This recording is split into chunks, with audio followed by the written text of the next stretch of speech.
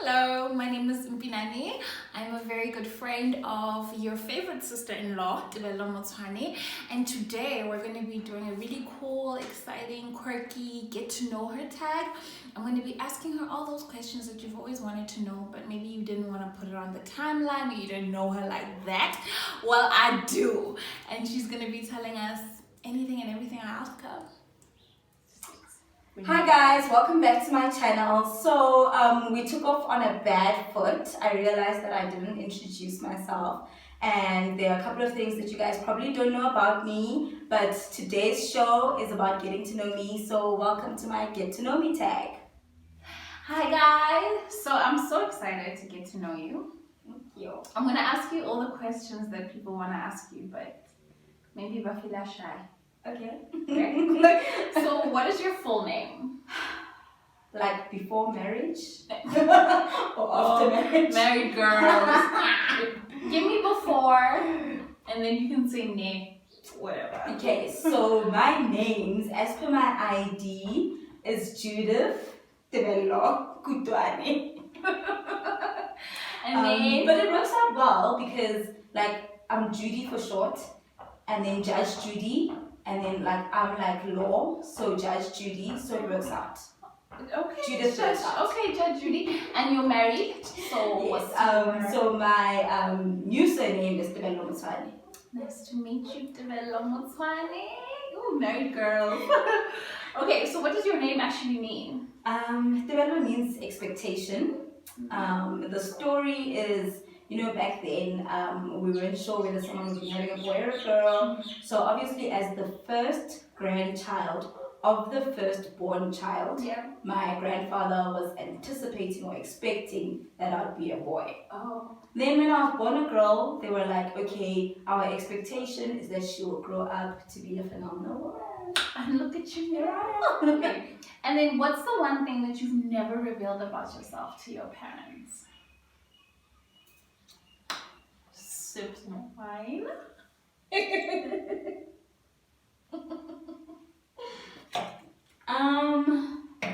I was just like, let me dive straight into it. But I've never revealed to my parents. It definitely has to do with my pregnancy. Okay. How How old were you when you fell pregnant? I was 19, but I didn't disclose the full story because obviously, like, it's very scary. So Yeah. I told my parents that it was my first sexual encounter. I knew it had something to do with my pregnancy, and I told them that, like, the first the time, first time, was a bad charm. luck, like first time charm, yeah. So, Do you think they believed you? I hope so, and I hope they won't watch this. They're not watching that. Okay. What is your favorite beverage?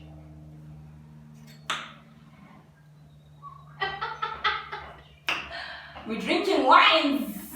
Because I'm the girl, okay?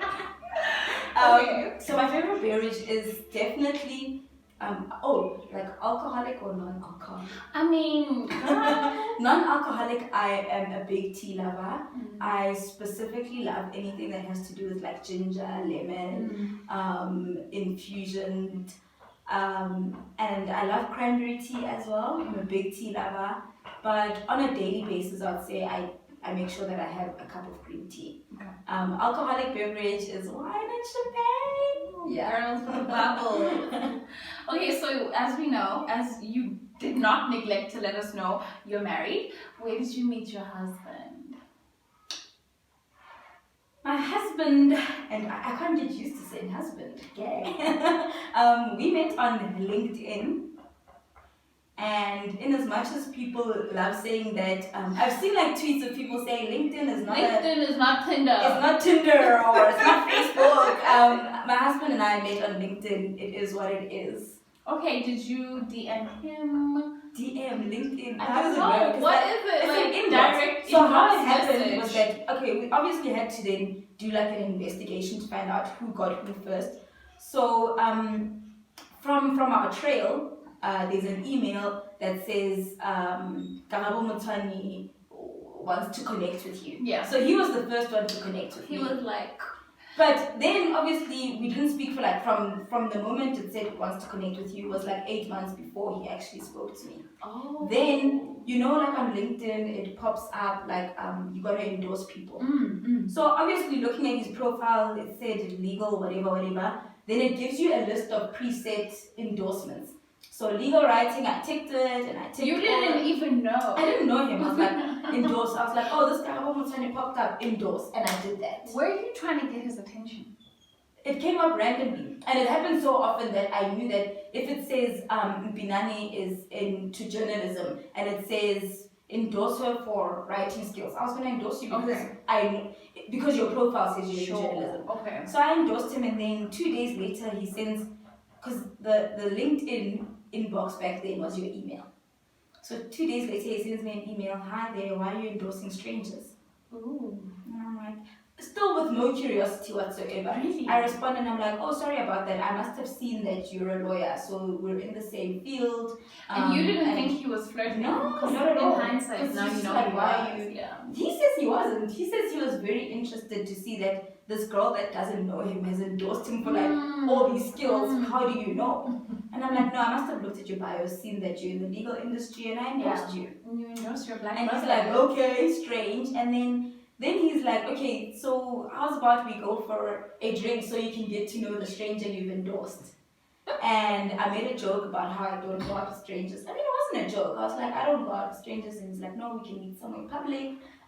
We'll have a drink after work. Then obviously I had to play it cool and humble. I'm not available today.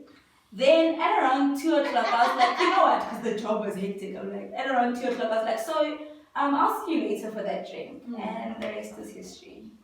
What was your first date? First date was that drink. Yeah. We went like a formal date. You weren't on a date then, I went for like a drink to meet this stranger who at the date then told me everything about himself. At the drinks, he told me everything about himself. And as we started going for more dates, he told me that the reason why he told me everything about himself was that he was going through a tough time and he just wanted someone to speak to and vent. So he's like, when I told you everything, I didn't think I'd ever see you again in my life. Wow. That's why we didn't exchange numbers at the end of the night. We carried on speaking on email. Then maybe on our third date, he was like, this email thing is getting silly. And I was like, me too. So then I sent him my number, then he sent me an SMS. I SMSed back and forth and then I ran out of airtime. He must have realized this, because like 30 minutes later he then sent me a text on WhatsApp and I was like, he's on WhatsApp. I don't look cheap. WhatsApp. And then we just continued from there. Okay, so I'm gonna get a little bit intimate. So what are your views on making a man wait for intimacy first before you establish trust? 90-day rule. Like personally? So I just want to clarify, she doesn't know these questions. She's surprised. Okay, I've always believed that there's definitely no formula. I've had conversations with girls who've let me know that, okay, they had what they wanted to be a one-night stand, and because they ended up seeing the guy so many times at social events or like out there, they ended up just going on other spontaneous dates and now they're married. Okay. And I've also had girls who've like waited for marriage and then they give it up in marriage and then a year and a half later they divorced. So there's honestly no formula. Sure. With me there definitely has to be a level of attraction. I'm not gonna do it for the team. Also, like, I'm married now, so I don't know what you're talking about. Like, but in this specific relationship, there was a bit of a wait. I wouldn't say how long, but there was a wait. So there's that whole love language thing that everyone's talking about. I love. What is your love? What's your primary love language? My primary love language, acts of service, gifts, intimacy, touchy. If you want the primary ones, communication. Oh no! And so I want to say that maybe acts of service comes first. Definitely. There's nothing I love more than someone who uses their like their time and their resources to serve other people. Because I've always said to myself, I don't know how to match people financially, for example, but I know how to match them with acts of service. Sure. So, what aspect of your life do you think needs tremendous improvement? Okay, so the one thing I really want to be disciplined about is my diet. Okay, are you like a fad diet? Yeah, because I keep falling off the wagon and then I never get back on. And I have this goal body and goal weight, and with my 30th coming up in a few months, I know that I want to be on an island somewhere, and I know that I want content with like flat tummy bikini, kind of everything, the whole thing, maybe a little bit of a 4-pack featuring, but I don't, my actions really don't match up to what I want. Your aspirations. Yes. Yeah. Then another fitness goal. Yeah. Another thing that I really put on my vision board that I want to prioritize is family. I was like, now that I'm getting married, I really should remain consistent with how much time I spend with my family. And I've obviously tried to visit cousins and aunts a lot more, but I still feel like I'm falling short. I don't, I feel like I'm falling short. I don't prioritize it. But at the same time, I do in a way that I've started visiting my in-laws a bit more. And I obviously understand that relationship needs a different kind of nursing to the existing relationship with my family. So yeah, I would say I really want to like get my game going on family without compromising me time as well. Yeah. And what's your biggest accomplishment Ooh. so far? I can't like not have my son. He is definitely like I literally gave birth to myself. Like he is me through and through. And it's very difficult when he was younger. He wasn't my biggest accomplishment, if that makes sense. I knew that I have to like love him, but I didn't think it was an accomplishment. I just thought, sure, here I am, teenage pregnancy, and now I don't know what to do. But today, because he's got so much personality, and he's so caring, he's so kind, he's so considerate, he's smart, very talkative, and reminds me of myself, and works very hard in school, he is my biggest accomplishment. How old is he? He's 9. And he's the reason I started this channel, so he deserves some shout recognition. out to I'm too cool. I'm too cool. So yeah, that is my biggest accomplishment. And then another accomplishment, definitely for me, was taking the leap of faith and just starting my own businesses. It's an ongoing accomplishment because I keep on learning through it. Sure. How did you decide to open your own business? I mean, entrepreneurship is not easy in this economy. How did you get from A to B? Even having a job is not easy in this economy. But it was definitely fueled by the fact that the legal industry remains male and pale, and I just thought, I really know what I'm talking about. And I need people to start listening and paying attention, not because they need to match or meet the requirements of their PE rating or, validate their scorecard, but people need to listen to me because of what I have to say, because of merit.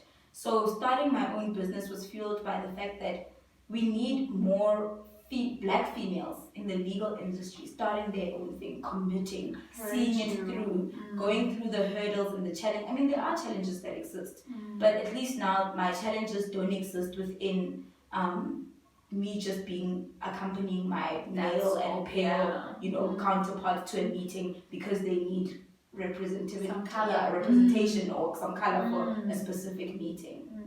And what is your biggest fear? Bungee jumping, but are you serious? I mean, try. That's the first thing I thought of. I'm scared of that kind of like. There's one close to Monte Casino. It doesn't matter. And it's not bad. It's not high. Am I still falling? It's not too bad. You should try it. Okay. But my biggest fear, honestly speaking, I even journaled about it the other day. My biggest fear is not getting to a point where I literally get to tell the story from start to like finish. I love using Oprah, but my dad always encourages me to use relatable characters. So, I mean, in as much as I love Oprah, the chances of me meeting her are not immediate. So, another example I want to use is a Kanye Gomo. She's the perfect example of a start to finish story. You know, she literally has a story about her, and I have no doubt that she'll bounce back from all the drama that happened last year. But my biggest fear is dying without having been able to tell what I thought was the end of an era. Yeah. So I don't want to die without seeing that sister-in-law, for example, could have actually been present in Uganda, Nigeria, Kenya, Tanzania, you know, on an African footprint and on a global footprint, because that's the vision I have for it. So I'm scared of dying before I get to tell those stories. Before you realize your full potential. Yeah, absolutely. Yeah, no, I hear you. And okay, so what's required the most courage for you in your life so far? When was I at my bravest? It's fine because we can actually edit it out because we were having a moment of. Hello? Please let him in.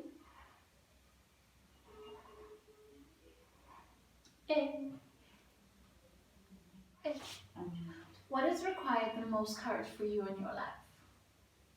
I don't think of that. Like, how do you mean?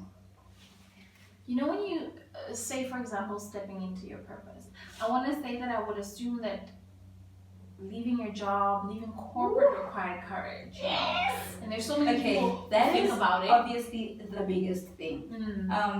Like I said earlier, like this economy is bad even when you have a job.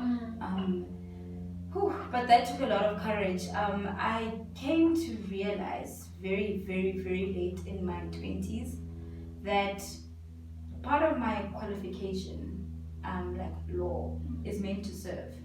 So one of the honest conversations I had with myself was, are you aware that leaving your comfortable paying job and pursuing this on a full-time basis means that you're not going to have a consistent income? You won't be able to predict how much you're going to get paid. You won't be able to predict whether or not clients will pay for services rendered. What are you going to do? Then I just told myself that I'm using this to serve people. Sure. So I definitely want to, where money falls short, I want to carry on just empowering people through the services and that I offer. And still feel good about myself. Because a lot of the time, I really genuinely do feel good. But the money would be really good too. But I mean, I feel good. I really feel good. Okay, so tell me about your first business that you registered. Woo! Okay, my first business was just like a serial business opener. Was a car wash business, right? What? Yeah, I was in grade 7. No, I was in grade 5. And I opened a car wash business in the complex. I think we were washing cars for like 5 rand or 10 rand. My brother and I walked around with a bucket and like sunlight and scrub lava and in the complex, and we were making good money. Like I'm talking about 4 cars a week, 40 rand over. Like for tuck shop was a lot of money. Yeah. So like everything in the hand. Then all of a sudden, one day my brother prioritizes playing. Like he wants to now play and not wash cars after And you're school. like, no! I'm like, what do you mean? Anyway, I soldiered through and I carried on washing cars. By yourself? By myself, yeah. And money was good, you know. And I kept the amount 10 rand. You know, I didn't lower it because less human capital or whatever the case is. And And the money was really good. And I even remember most of it, I was trying to make money for the first school trip in grade 5. Like we were going to go to, I think like Durban or whatever the case was. So that's what I was trying to make money for. And I was like, you know what? This is good because like now I don't have to ask anybody for money. I'm going to go on the trip. You know, even a month was a lot more than I was getting. So I did that, and then the winter season came, and my mom was like, "It's about flu in this economy type thing," and she was just very worried that okay, now I'm washing cars, it's the winter season, so I had to put it on lock. And then somewhere in all of that mess during winter, I realized, you know what, I'm rich, I don't need this job. And then in the summer season, I never went back to my car business. Which is the problem with many entrepreneurs. Absolutely. When you know, when the economy takes a bit of a dip or business takes a bit of a dip because of the seasonal changes, we give up, and we really shouldn't. You're like, so I never revisited the car wash business. Then the first business I registered in my grown-up life was Collective Intelligence, and that's a legal consulting company that provides businesses with broad legal services, like across the board, ranges from registering companies, trademarks, intellectual property advisory, do a lot of drafting of contracts, very important, a lot of reviewing of existing contracts, just like a lot of entrepreneurs like getting contracts from Google. Sure. And those don't really hold weight in court, especially because someone will bring a contract that says they haven't even edited it properly. Then at the bottom it will say something, should there be a dispute, it will be adjudicated in the court or state county of Mississippi, whatever. You're like, you didn't even wait. The so last I just paragraph. What does adjudicated even mean? And also, help me. How is the contract concluded in South Africa? None of you are from Mississippi, but now there's one little paragraph, so that there's a lot of everything. reviewing of contracts that we do for entrepreneurs. And basically everything. I've even gone into social media advisory. A lot of companies aren't aware of social media like laws, although we don't have laws in South Africa, but just the way to educate their employees about being more careful on social media and being aware of that. Okay. And then you called it Collective Intelligence. What does that name mean to you? How did you come up with that name? Initially, it was just going to start off as an IP consulting company. So the intelligence aspect was because of the IP aspect. Then one day I woke up and I was like, actually one day I really needed to grow just beyond IP and just beyond legal services. I'm like starting to channel myself into inviting someone who wants to go into business consultancy but wants an already established company. So like the bigger picture for me is to have a legal practitioner, a tax practitioner, a business consultant, image consultant. So collectively, I see you, girl. I see that's you. the story. Okay, and then Collective Intelligence. Fine, you're starting to pick up. How did you starting to pick up 3 years later?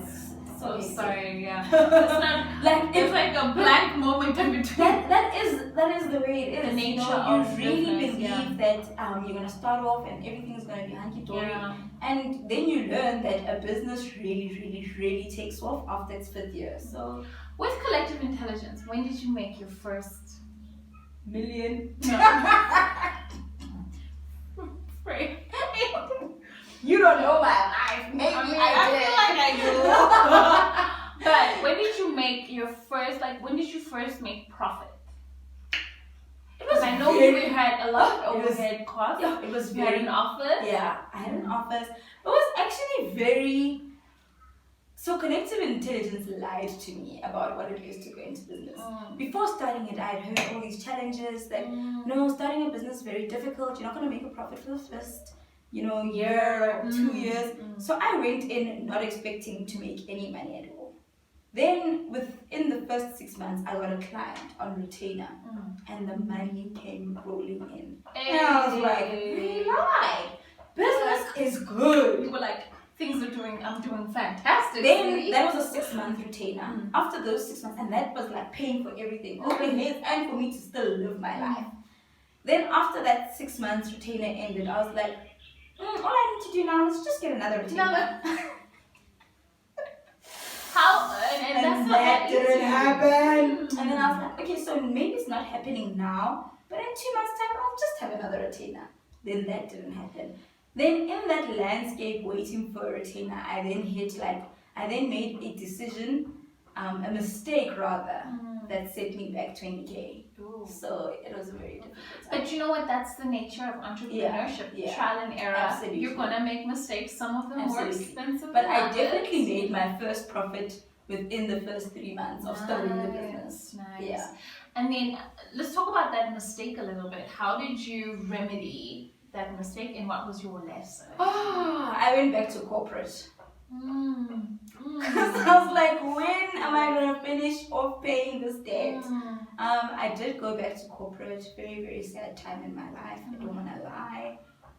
Going back to corporate when I thought I had business figured out it wasn't nice. Yeah. I wasn't used to waking up at 5. Yeah. I wasn't used to sitting in traffic anymore. I wasn't Like used to answering to a boss. I wasn't used to lunch now and then stop watching ending lunch. I wasn't used to any of those rules. So going back to corporate was a very, very big challenge, but I welcomed it because it managed to help me, manage that debt. Yeah. Now, let's get to the exciting stuff as well. Okay. I want to I hear thought this was all about exciting. sister-in-law. Girl. Okay, my new baby. That's a new baby. That's your new baby. So first of all, are you in corporate still, or did you leave? Where are you now? I'm like alone. I'm the corporate. You left. You were back, and then you were like, I'm the corporate. This is the corporate. There's HR. So you left your job, and you were like, nah, I'm out. I left also because obviously once that debt was paid, the job started depressing me. I was like, why am I here? So yeah, I left and I was like, I really need to, if this is gonna work, I need to give it everything I have. Sure. And I never want to underestimate or undermine how privileged I am that both my parents are in Joburg. So business not working out for me never meant that I have to then pack up and go back to the rurals. It never meant changing like it is for my most lifestyle. people, Exactly. yeah. So I knew that I can do almost anything and then just fall back on my parents. You can go home. And I mean, even like I've just been fortunate. It's a blessing, and it's a challenge that exists for a lot of entrepreneurs who, if things don't work out in Joburg or in a big city, then they have to go back to the lifestyle they tried to run away from in the first place. How did you come up with the name sister-in-law? It started as a joke. I know. Yeah. I don't know. Sorry. So sister-in-law basically started off as a joke. It was a nickname I gave myself because I was in the legal industry and obviously qualification in law. So I was always like, I'm your sister-in-law, but not like squeezer. Sure. And yeah, then I called myself Develop Your Sister-in-Law on social media. Then one day I couldn't sleep and I was like, how can I reach out to the women that keep asking me questions through collective intelligence? And I was like, these women are asking about maintenance, about divorce, about marriage, about insurance, about everything that I don't want to discuss on my existing social media page for my business, because that's very commercial. How to That's start not a the business. area. Yeah. So I was like, so let me find a way to like split the two and not merge my commercial knowledge with my family law offering. What can I do? Then I was like, sister-in-law. Oh my gosh, that's a brilliant name. Okay. And once that came together and it really matched the content, I was elated because it just fit in perfectly.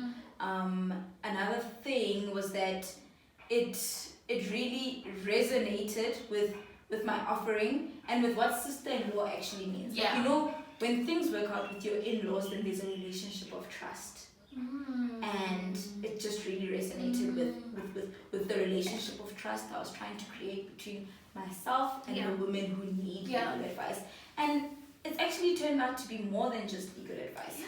I've made online friends just through saying, girl, you need to get your life together. So, just looking into the future, what are you actually hoping to achieve with it, and what kind of impact do you want it to have? So first things first, definitely, I want to extend the African footprint. But what I really want this platform to do is to emancipate women. You know, knowledge is power, in as much as that is very much a cliche. But knowledge is power, and when you know better, you do better. And just this morning, in fact, I read a quote that said, you can have, you know, when you have a pile of wood, having it means nothing if you don't know that you need to make a table out of it, you know. So what are you going to do now that you have all this wood? How are you going to make it functional? And that's what I really think Sustainable is about. Now that you have all this legal information, how are you going to put it into practice in your own life? How are you going to tell other women about how to put their own legal rights into practice? How are you going to take action from what you've learned on social media? Yeah. So I see that you've actually started to establish a footprint in our neighboring countries. Can you give us a little bit of feedback? How Yes, to people? That is. Can you tell us shout out to my homegirls? So how did that come about? Honestly, we should never underestimate the power of social media. Social media is honestly a blessing if you're intentional about what your brand is, you know, your online brand. And when your online brand aligns with who you are as a person, then you're not making any of that up. You know? So like, I think what basically happened was with Botswana specifically, she came up to one of the workshops I had hosted. You know, she flew in and she said, listen, I really want to speak to you about taking this back to my country. How can we do this? And she's like, and I also want to host a workshop. And I was like, host a workshop? Like, there is no Botswana following. I hear you. I don't know anyone in Botswana. I've never had anyone accidentally DM me and say, oh, I thought this was a Botswana-based platform. So out of not knowing anybody in Botswana, what are we taking to the people? Yeah. You can't just launch this workshop next week. And she was like, so I gave her a bit of a project. I was like, why don't you grow our following in Botswana? And then once I'm satisfied that you've at least attracted 200 people to the page, then 10% of that, 20 women can attend our workshop, and I'll be happy. Fine. And that's fine, because it's 20 more women than zero. And then she was like, okay. And she really got to working. And I think within the first few weeks that she started like attracting the crowds to Botswana, she got over 800 people following the page. Or 800 people just in Botswana alone.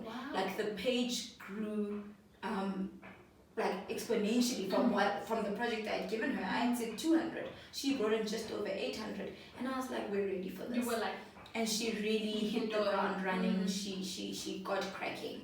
But in her starting to put together this workshop, Power of Social Media, once again, one of your friends actually sent me a text. And she was like, you know what, I really love what you're doing with Sustainable, but I have this amazing woman.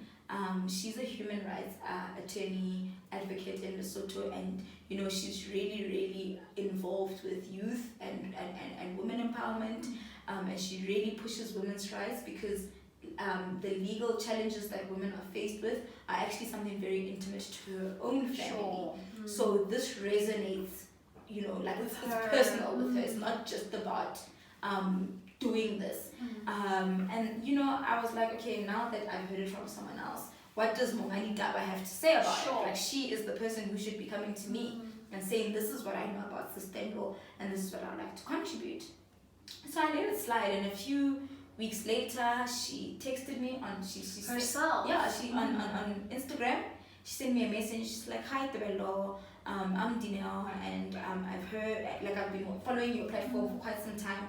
I've been hosting conversations with women for quite some time, but I haven't been doing it under a name. How can I make how can I bring sister-in-law into my conversations? Like, I want to operate under this name, under this umbrella, because I love what you're doing. And I want to formalize she was probably these already conversations. doing it. Yes. I want to formalize these conversations. Then Lena is a workshop, and I'm like, yo, everybody loves a workshop. Everybody's like, hi, can we have a workshop? And I'm like, okay. With her, I didn't give her the same, initiation that I gave now. She didn't jump through the same hoops. Yeah, she didn't jump through the same hoops. So I never said to her, okay, well, I've already got a lady in Botswana now handling this. I've made her now pull crowds. I need you to do the same. I took her word for it that she's been having these conversations, and now she just wants to formalize it. So I was like, okay, sure enough. And the way it worked out was that we went to the Lesotho workshop first. And for the first time ever, all of us were there because sister-in-law Botswana flew down, and we drove together to Lesotho. And for the first time ever, we met, and the workshop was well executed. Same as the Botswana workshop, they both took place in July this year. Sure. And the execution was incredible. Just beyond aesthetics. The aesthetics are great, but beyond aesthetics, I really believe that women took away so much from attending. And the legal educational aspect of it is what women were able to take which hold is of, what you want, which is what the platform is about. I think it's very lovely that we have the cherry on top with the networking session straight after the workshops, but what is very important is the content of the workshops. So wait, are we gonna see another workshop here in Joburg anytime soon? Yeah. For your people who are watching. Okay, so we have an upcoming workshop in Rosebank on the 28th of September, and that's a Saturday morning. It will be hosted from 9 a.m. to 11 a.m. and it will just touch on topics of marriage, marriage contracts, customary versus civil marriages, divorce and the implications of divorce, because you don't just divorce and then go your separate ways. There are a lot of factors that come into play, especially if there are minors involved and assets involved, which is obviously the factor that makes people fight most of the time. It will also touch on child maintenance, very big topic, always. And we'll touch on wills, but because we're hosting it at Allen Gray, there's also going to be a special talk about financial wellness and building your investment portfolio. Where was I for that one? Sorry. Your first workshop was such a huge success, and now you're adding layers. And now there's a layer to it. So Allen Gray was like, no, we'll come in from perspective of having a financial literacy talk with the women who will be attending. And we need it. Because there's no ways you can build an estate, for example. One of the topics are wills and estate planning. So how are you going to build your estate if you don't have any wealth attached to that estate, or if you don't know how to manage your finances? And it will be followed by a wine tasting networking session hosted by Siwela. I'm the girl. And that wine tasting will be hosted by Siwela Wines, which is a black female-owned winemaker, which aligns very much with what I'm trying to do with the platform.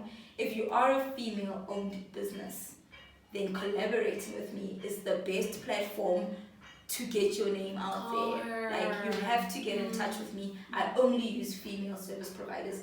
If you were at the last workshop, you remember at the end, I credited everyone, I highlighted the fact that I use female suppliers for everything, and I really just try to create a platform for women to come and say, I make branded water, how can I collaborate with you on this? Or I bake cupcakes. There was a lady who baked cupcakes for the first, the lady who printed on my pens, who made the notepads, who printed the actual workbook, female-owned businesses. So if you want to collaborate over competition, I'm the girl. You are, and it's great because they also provide a really nice networking and networking beyond the legal issues. 100%. You might find your client, you might find so much. Your next employer, your next employee, like you said, your next client, your next customer, the person who can get you into this specific program or into this specific university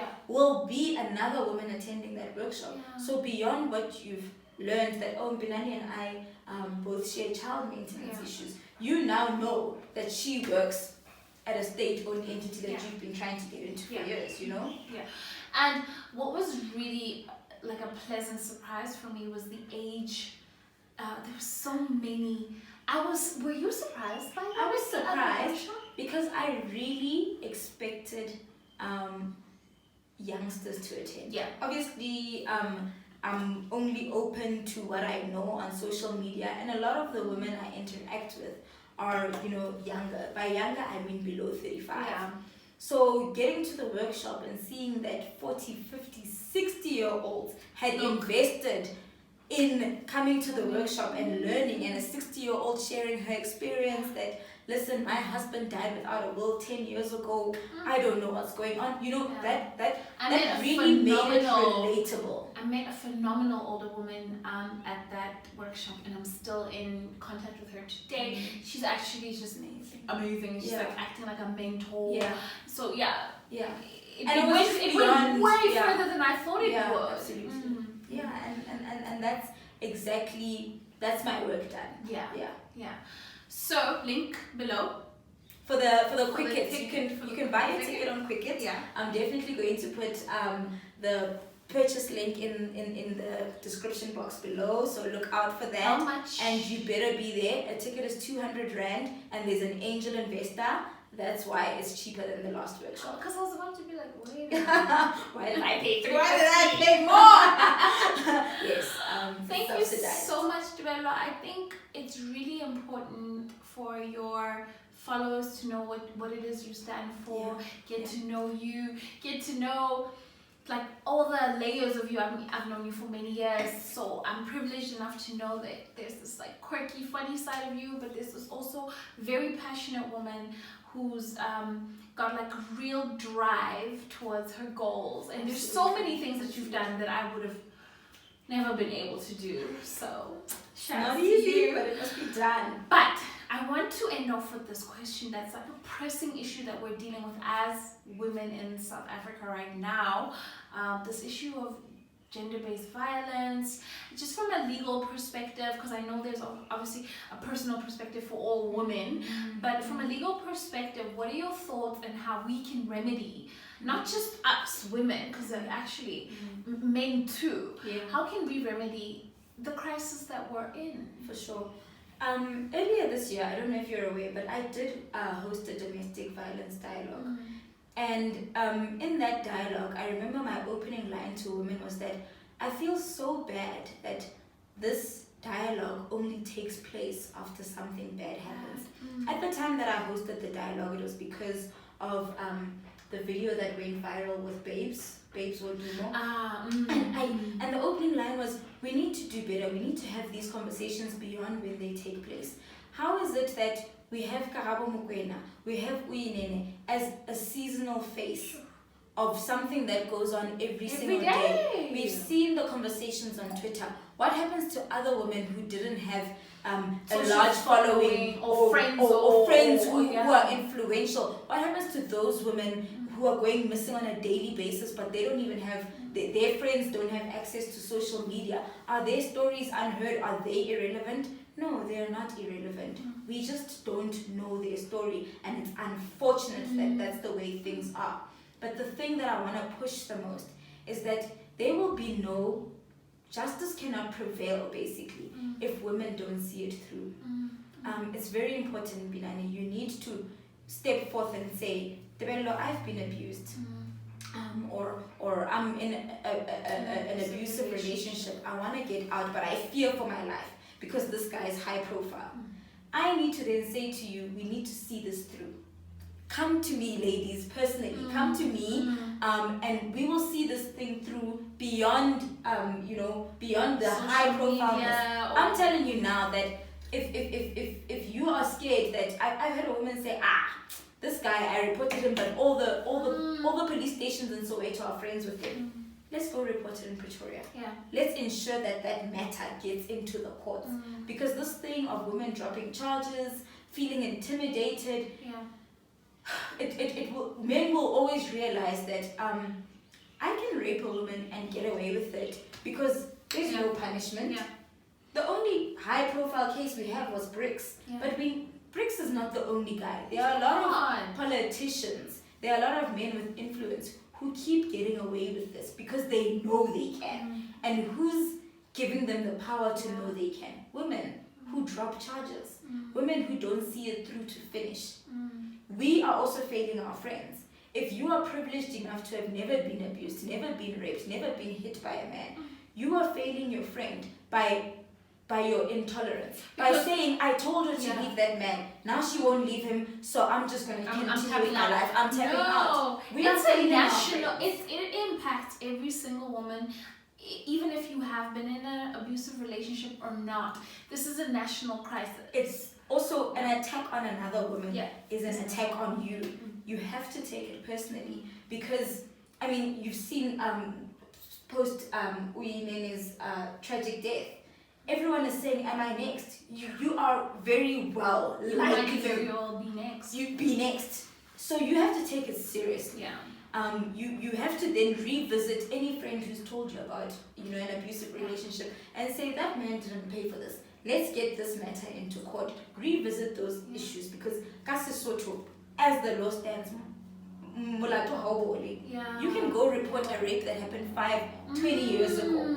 You can go and report it and make sure make sure that this man serves jail time. Make sure that if it was a priest, he goes through the embarrassment that you had to go through when you were a vulnerable 14-year-old. Make sure that they are brought to book. Because in as much as we like pushing on social media, tagging people, oh, Mpinane raped me, it's not enough. Go and open a case. Because what we now know, take it to court. Social media amnesia is a real thing. Next week we've forgotten that Mpinane came out and said person X raped her. We've moved on to something else. We've moved on to state capture, for example. But you need to see it through. There's a lot that needs to that the law can do for you. The law helps those who help themselves. Because if I go in as a friend and I report your matter, they're going to say, didn't Mpinane give you consent to report this? Without Mpinane's consent, we cannot take this further. So I need you as my friend to come with me. Then as your friend, I need to be there. Be supportive. Tell my employer that I'm coming in late today. My friend was raped last year. Today is her first day in court. I need to be there. Show presence beyond just saying, hi friend, I'm here for you. How did the court matter go? Be there. Make sure she sees it through. Make sure that men are held accountable because they know they can get away with it at the moment. I think more than anything, what we're dealing with as a country is a real confrontation of also assigning all the responsibility for gender-based violence to men, but also saying, I'm going to take my power back and I'm going to follow through. Because unfortunately men are not reporting. But it's the same as trying to reach out to criminals. Stop crime. They're not going to stop crime because they're like, I've got to get away with 12 hijackings and 20 house robberies. The only thing that's going to make me stop is if I get caught. How do we get caught? By women reporting that this person raped me, this person beat me up. Women need to report, that's the only way. And within our social circles, we need to be having these conversations. Not yesterday making a loud noise about Uyinene. We need to have these conversations on a daily basis. We need to check Dinner time conversations. Why are we always speaking about the next best thing on Netflix? Let's speak about the issues that are affecting us on a daily basis. If I log on to Twitter and I scroll 3 tweets down, it's a missing person. Sure. Why am I not prompted to have that conversation on that day? Because I'm seeing this on social media every single day of my life. And I feel like it is everywhere. Every day there's more. And you know what's more sobering? That's not it. What I'm seeing on social media is just a speck of a very big pool of missing women because the whole country doesn't have access, and that is terrifying. A lot of women are going missing, but because they weren't the face of the season, we'll never know their stories. A lot of families are hurting. We'll never know those stories. Women have died. But I have to commend Uyinene's friend. Sure. They will forever be the face of this movement. And in my time right now, I'm just talking about in the past 10 years, in as much as Karabo Mokwena's story was memorable, Impactful. this has left a lasting impression Yeah. because everybody took action. Her friends were committed. Everybody took action. And I need each and every one of us to be those friends. Friends, yeah. To be those You set friends. an example. Yeah. Yeah. So just one last thing. There is an article that I wrote on the website. I think it's entitled Domestic Violence Beyond What the Law Can Do for You. And in there, I touched on getting professional help and, on how women can just, create a sisterhood. Not just like a sisterhood hashtag, but how women can be there for each other. And you can find it on www.sisterinlaw.co.za. And the link is going to be below in the description box. And yeah, that article basically goes into, I have added aspects of how one can apply for a protection order, but I've gotten into what you can do to help yourself beyond the law. A lot of women are saying the law is failing us. Then they sit. Have you forgotten about your mental wellness? It's a priority. You have to prioritize your mental wellness. Have you checked yourself? And that's what that article speaks about. Okay. Thank you. Thank you for this platform. Thank you for Sister-in-Law. Thank you for Collective Intelligence. Thank you for showing not just us, your friends, but any other woman who could watch you on social media that actually I can chase after whatever I want. Yeah. And I could make it happen. And you can just have like the courage to follow your dreams. Follow your dreams. Absolutely. Thank you. Thank you. Bye guys. Please don't forget to like and subscribe, and I would really, really like to read your comments on what you thought of today's and the episode. bell. There's a bell. Do the bell. The notification thingy. I'm sorry.